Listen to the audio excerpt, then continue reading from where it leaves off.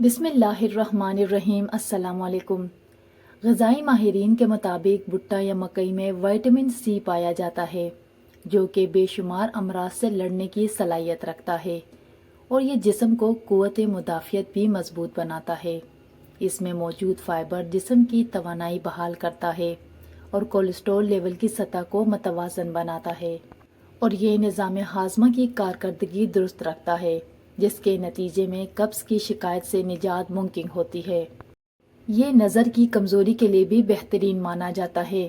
مکئی کے استعمال سے کمزور بینائی کا علاج بھی ممکن ہے۔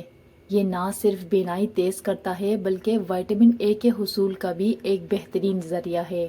وزن کم کرنے والے لوگوں کے لیے یہ ایک بہترین تحفہ ہے۔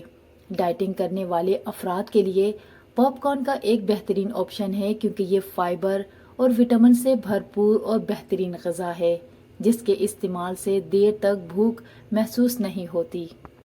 اس کے کھانے سے آپ کا پیٹ بھرا رہتا ہے اور آپ زیادہ کھانے کی طرف نہیں جاتے۔ مکئی میں ایسی اجزاء پائی جاتی ہیں جو نظام انہضام کے لیے انتہائی مفید ہے۔ اسے کھانے سے قبض دور ہونے کے ساتھ ساتھ پیٹ بھی ٹھیک رہتا ہے۔ اگر آپ اپنا وزن کنٹرول میں رکھنا چاہتے ہیں تو چاول کے بجائے مکئی کو ترجیح دیں۔ اسے آپ بوائل کریں یا کسی بھی طریقے سے استعمال کریں۔ اس سے ملنے والی پروٹین کی وجہ سے کچھ ہی عرصے میں آپ کا وزن کم ہونے لگے گا۔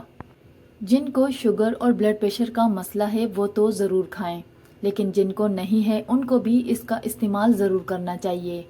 اس کے کھانے سے شوگر کنٹرول میں رہتی ہے اور ساتھ ہی بلڈ پریشر بھی نہیں ہوتا۔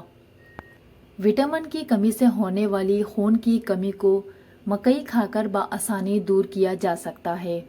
اس میں آئرن کی وافر مقدار پائی جاتی ہے جو کہ جسم کو مضبوط بنانے میں مدد دیتی ہے۔ مکئی کا استعمال آپ کئی طریقوں سے کر سکتے ہیں۔ مکئی کو کارن سوپ میں بھی ڈال کر استعمال کیا جاتا ہے۔ اس کے علاوہ سلاد اور سالن اور دیگر غذاؤں میں بھی پکا کر استعمال کیا جا سکتا ہے۔ مکئی کو گرمیوں کے دنوں میں براہ راست بھون کر بھی بطور اسنیک استعمال کیا جا سکتا ہے۔ بچے ہوں یا بڑے، یہ ہر انسان کو بہت پسند آتی ہے۔ دنیا بھر میں لوگ اسے مختلف طریقوں سے کھاتے ہیں۔ بعض افراد اسے ابال کر کھانا پسند کرتے ہیں اور کچھ اسے بھون کر کھانے کا لطف لیتے ہیں۔